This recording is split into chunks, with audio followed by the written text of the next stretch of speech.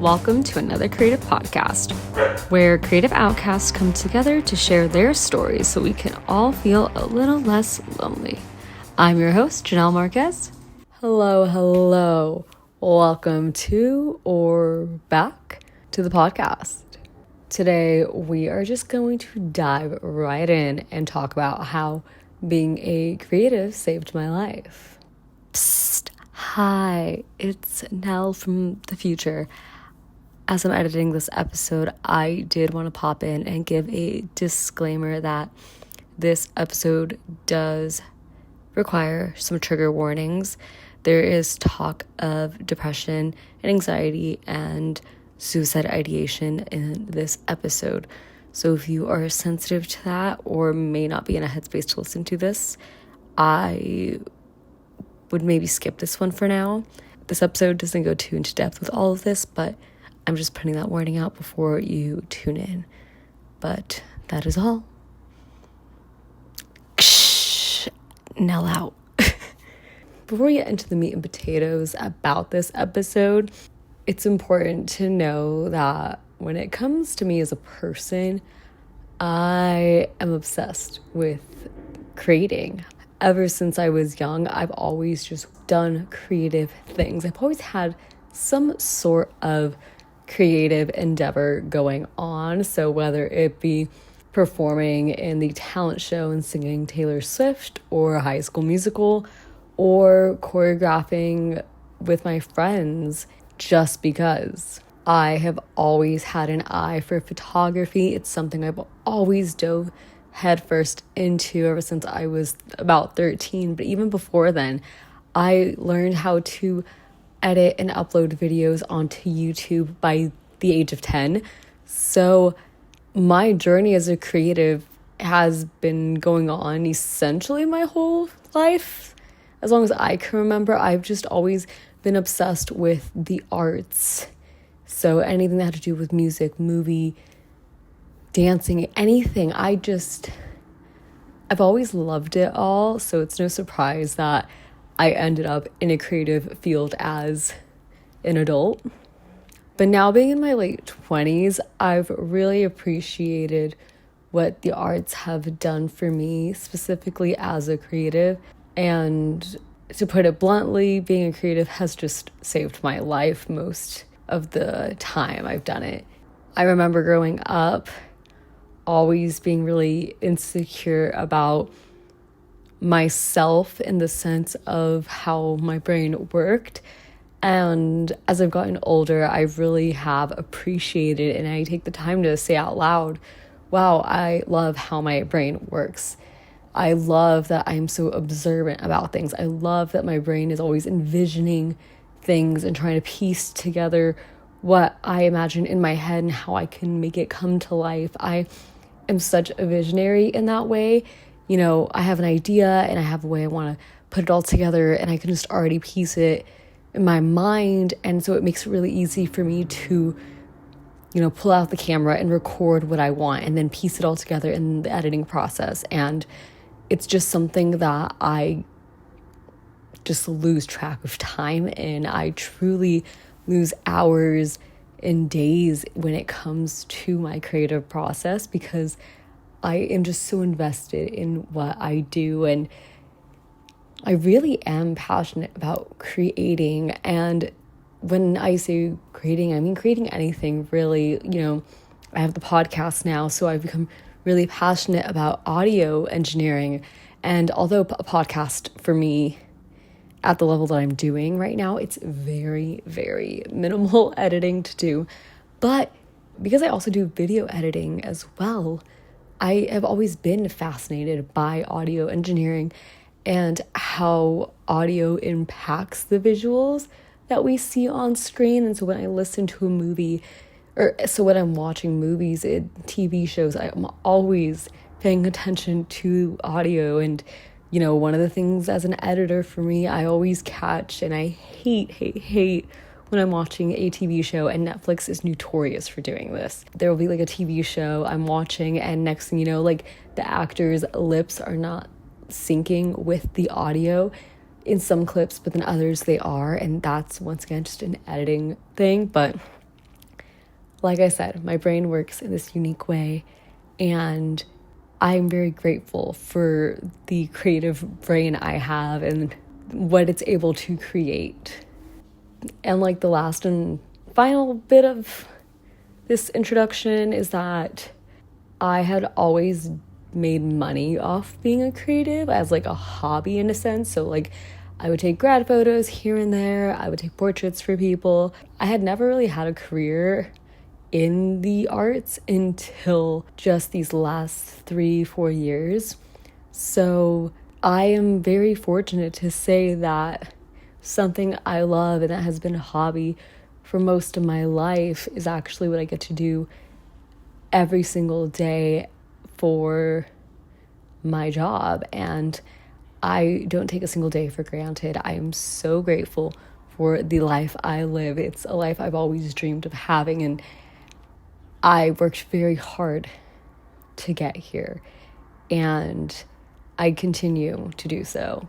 So how did being a creative save my life exactly? There's quite a few ways it has.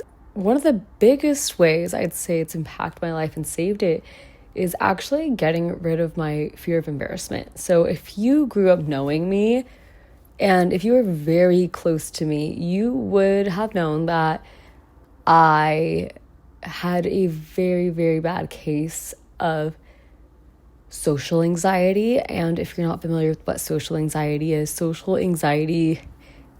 having the fear of embarrassment. So I'm afraid to go out in public. I'm afraid to do social things because I'm so scared of embarrassing myself. Like in college, one of my biggest fears, especially that I struggled to overcome with, especially when I was with friends that I felt safe with, would be, let's say I went out to eat and I ordered a meal. So your meal comes with a drink, and I forgot to ask for my cup, or they forgot to give me a cup. And instead of me going up to the counter and asking like, hi, can I get a cup? I would just be so embarrassed to ask for something I needed because I didn't want to embarrass myself or make fun of, or feel like I always felt like I was going to get made fun of for some reason. And so I would just like refuse to just get the thing I wanted. And I'd have to ask people to go and ask and get those things for me because I truly would be on the brink of tears from how scared I was to do things. And this fear has always been something I've had. And I've also had a fear of talking on the phone for a lot of my life, and just networking and socializing has been such a struggle. But being a creative, I've learned that that's actually one of those things that if you cannot overcome doing such thing, you'll be out of work very quickly, or you will not receive any work. So my passion for what I do and just me wanting to succeed so badly in my career really pushed me to get out of my comfort zone and do the things that scare me. And I'm so proud that now I can hop on a call with someone I've never met, and I can initiate the phone call, or I can answer the call when they call me, and I have no issue with it. I don't mind asking for things at a restaurant anymore. I don't mind having a barista remake my drink if they made it incorrectly. And these are things I've just, in the last few years, I've become really strong and confident doing, but I would not have been able to overcome this crippling social anxiety I had if it wasn't for my love for creating. And part of it could be that I do live in a big city, and Phoenix is I think it's like one of the top 5 cities or like biggest cities in the US. But one of the things about being in Phoenix is that as a creative, everyone is hunting for work. Everyone is so hungry for work, especially in the fields that I work in, and it's competitive. So if you do not put yourself out there, you will not have work. So therefore, your fear of embarrassment, you gotta let go of that. It can't exist. And I learned that very quickly. Because I started letting go of this fear of embarrassment, I was willing to take more risks. I was willing to try new things. I was willing to put myself out there a little bit more without feeling like I was gonna get embarrassed or be embarrassed or feel shame for trying. And I think for someone who battles with perfectionism, this is a really big deal because as a perfectionist, you're afraid to fail. You're afraid to try. You're afraid to show up. And as a creative, especially in a place that's competitive, you have to show up whether you are going to land on your feet or fall flat on your face. You have to show up no matter what. That is really the biggest hurdle you have to overcome. And you really can't let that fear of failing or that fear of failure get in the way of you achieving your goals or the dreams you have set out for yourself. And I would say that's one of the biggest ways I have truly grown as a creative. To piggyback on that, it also did help build my confidence. I have been someone who always felt like I did really great work, and I've always been proud of the work I did, but I never felt proud to be like, oh, I'm Janelle Marquez and I did this. I never felt confident enough to put my name on things. I always felt so comfortable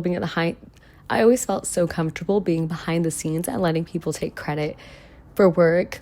Or I just kind of didn't care simply because if somebody thought it was bad, I didn't want to be associated with it. But as I've gotten older, I've become so proud of the work that I do. And last year, I actually accomplished a really big goal of mine, which was to have my work printed out and hung up in a place. And I have 2 places that actually display my work right now. And it's to this day one of my biggest accomplishments I've ever done. And I'm still in awe about it just because a lot of my work lives online on social media. And if all these social media apps were to get rid of it, all my work would essentially be gone. So it is really nice to know that something actually exists out in the world that's tangible and is work done by me. And I just remember being so proud to tell everyone around me about this accomplishment, which I haven't always felt comfortable doing. So overall, just being a creative, I have learned how to have a stronger sense of self. And I think that's so important for creatives to really understand and always try to keep in mind is that when you have a strong sense of self and you're so confident in the work that you do and what you create and what you're able to make, no one can take that away from you. A lot of people actually don't like confident creatives because a confident creative can't be taken down by a hate comment, can't be taken down by jealousy. When you are so confident in the work that you do and you're so proud of it, no one can take that away from you. And in a society that kind of puts pressure on you to make art for the sake of others accepting or appreciating, we really need to focus on valuing our work and our sense of self first more than anything else. And this goes for newer creatives or newer creators out in the space or the industry. If you're listening to this and you are just getting your feet wet and you're just starting out, you may not have a strong sense of self as an artist or a creator. You may be still trying to figure out what your style is or what your vibe is, and that is all part of the journey. But whatever it is that you end up liking, identifying with, what you end up working and doing, if you like a specific editing style or you like using a specific color grading for your work, or you like your graphic design style is a very specific type of artwork, or whatever it is that you feel most identifies with you as a person, that sense of self, the stronger it is, the more confident you will be about your work. Because I truly believe as I've gotten older and I've, gotten really comfortable with my editing style and the work that I create, I have a pretty consistent portfolio when it comes to my work, and that really does help build your confidence, because when people want to inquire for your work or they want to hire you for a job, they know exactly what they're getting, and if they say no, you don't have to take that personal, because sometimes your style or your taste isn't for everyone, but that's okay, because remember, there's enough food on the table for everyone to eat, and the jobs that are meant for you will come for you. But just some food for thought. In the last podcast episode, if you listen to it, I touched on my relationship with my mental health and how I do struggle with depression and anxiety. And to just be truly transparent, being a creative has saved my life, literally, because of this aspect of who I am. As a child, I battled depression at a very young age. My first experience with acknowledging that I dealt with severe depression was when I was about the age of 13, and that's actually when I discovered photography and really dove right into it. It was the only thing fueling my purpose for life at that age, and I just remember it being everything that consumed me, and I just fell so deeply in love with the work that I was doing and what I was capturing that I found purpose in that at a very young age. And as I got older and I, continued to create and dive into other arts, I still found that all creative things were helping ease the pain I felt inside when I did deal with anxiety and depression. And, growing up, books have always been an escape for me. And I think most creatives are also book nerds. And I think a lot of us can relate to the fact that these worlds that exist in all these novels are a great way for us to escape our reality and get lost in. And that's just one very small example of how being a creative has saved my life. But even when I was in college, I remember I didn't think I would live past 21. I honestly didn't think I was going to live past the age of 20. I truly thought 19 was when I would be done with my life. And I just remember the darkest days I experienced, I spent them creating anything and everything I could. I was writing poetry. I was drawing things around me. I was reading 2 to 3 books a week. I was binge watching Casey Neistat's videos and learning everything I could about video editing and storytelling. And I was creating vlogs on YouTube for the first time at this point in my life. And I was posting all these videos on YouTube, but nobody knew the internal battle I was experiencing, because I had found something that gave me a reason to keep going when I didn't want to. And as dark as this all sounds, being able to create and make things and to make art out of my pain is probably one of the main reasons why I'm still alive to tell the tale. And I'm comfortable talking about this because I think more creatives, especially young creatives, I think you guys need to hear that your art matters in every way, shape, or form. Because if your art is saving you, that matters. Art is therapeutic for so many people in my life. I know so many people who turn towards music to heal. From firsthand experience, I understand how important it is for art to exist and for creatives to be able to create with no boundaries and no limits. And I do want to acknowledge that I am very much coming from a point of privilege. I am very fortunate that my parents encouraged and supported every aspect of my creative endeavors. My parents not once judged me for any piece of art I've ever made. My parents, if anything, have always just been so proud of all the work that I do, and that is just who they are. Like, my parents are so proud to say that their daughter is a creative in all aspects. And as an adult, it does make me a little emotional to say that, because I grew up thinking that I had to be something more than a creative. I never felt like being a creative was enough in just the eyes of everyone. I always felt like I was less than.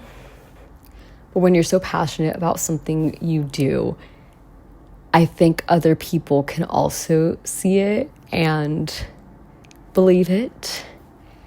And it's almost as if this is like a self-fulfilling prophecy I've had for myself.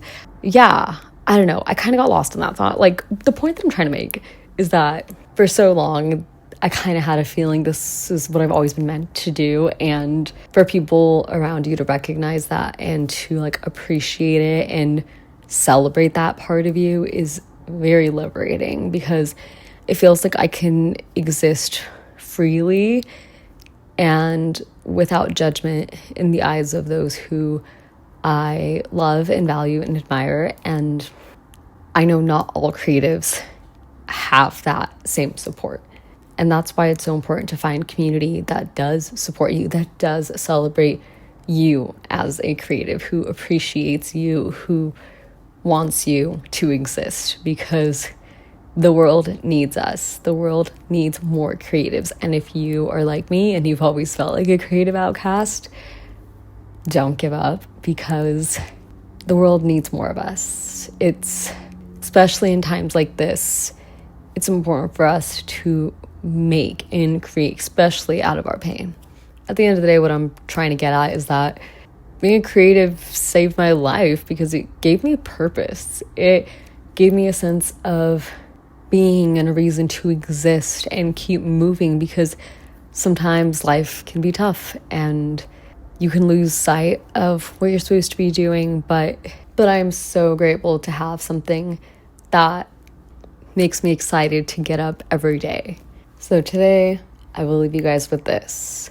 If you are a creative who is struggling right now, I want you to remember your why. Remember your purpose on why you are doing whatever it is that you're doing, why you're creating, why you are pursuing whatever dreams and goals you have. Always remember your why. And if you have to reevaluate it, do so. But find whatever it is that's guiding your compass and lead with that. I also want to remind you guys to create for yourself. A lot of us, in a way, have to kind of sell ourselves, and we don't always have a choice in the type of things we get to create. We're not always doing the projects we dream of doing. A lot of the time, a lot of the work that we're doing is work that pays the bills and isn't necessarily like dream projects, but we do have those here and there. But at the end of the day, just create for yourself. Nothing is stopping you from creating for yourself, and we do need that, because it allows us to get re-inspired. It allows us to grow. It allows us to explore, because sometimes with projects you don't get those choices. So it is important to remember that you deserve to play, you deserve to create, and you deserve to create with no boundaries. And it is important that we do practice that. And finally, have fun. If you're a creative and whatever work you're doing, if you're not enjoying it at the end of the day, if you're not enjoying what you are doing, what you're pursuing, what you're spending hours and hours, like, what's the point? There's no work worth doing if it's going to hinder your soul as a creative. If you are killing yourself over the work you're doing and the outcome is not what you desire, or it's not getting you a step closer to your goals or dreams, what are you doing then? Because if you're not having fun, it simply just is not worth it. And I know some people are going to say, well, it's work, it shouldn't be fun. But as a creative, it doesn't always have to be work. You're allowed to make things that can exist and be fun that are not work, as long as you are enjoying what you're doing. Because while a lot of us work so hard towards an outcome or a desired thing or final product, the journey is what matters most. It's if you enjoyed the process. For example, I truly love editing and getting into the creative process of things more than the final outcome. The journey for me is everything. The roadmap to getting to this final product, this completed item, I always have more fun getting there. And I always find that to be more rewarding as well. So if you're on this creative journey and it's no longer fun for you, I'm here to let you know that you don't have to keep pursuing that. You're allowed to change direction. You're allowed to change your mind. You're allowed to grow from things. And you're allowed to enjoy the work that you do. But that's kind of all I have for you guys today. I originally planned on getting a little bit deeper with this episode, but I also just kind of wanted to generally speak about how being a creative saved my life, because not only has it saved my life, but it's improved the quality of my life. And I didn't do it all on my own, obviously. I am very fortunate to have been able to go to therapy to work out other issues that prevented me from being where I currently am right now. But I also had a support system, and I also made so many mistakes along the way to get here. But I learned from so much. And once again, it's all about the journey, right? You know, the destination is cool and where you end up, but it's all about living in the now sometimes. And there were times in my life where the now was too much, but being a creative saved my life. And that's all she wrote. No, it wasn't, but you know what I'm getting at. Anywho, thank you guys for listening to this week's episode. I hope you guys enjoyed it. I hope you guys took something from this. And if you are creative, I would absolutely love to hear how being creative has saved your life, if you can relate to this, or some lessons that, or some ways that being a creative has changed your life even. So please feel free to message me on Instagram, DM me. I'd love to have this discourse, or get in the comments and let's talk about it, because this is something that I want to continue to touch on. So this won't be the first time we talk about this topic. I just, I know there are so many creatives out there listening to this who can relate. And I truly think that it's both heartbreakingly sad that we can all relate to this, but at the same time, I think it's what humanizes us. So thank you again for listening to today's episode, and I will talk to you guys in the next one. Bye.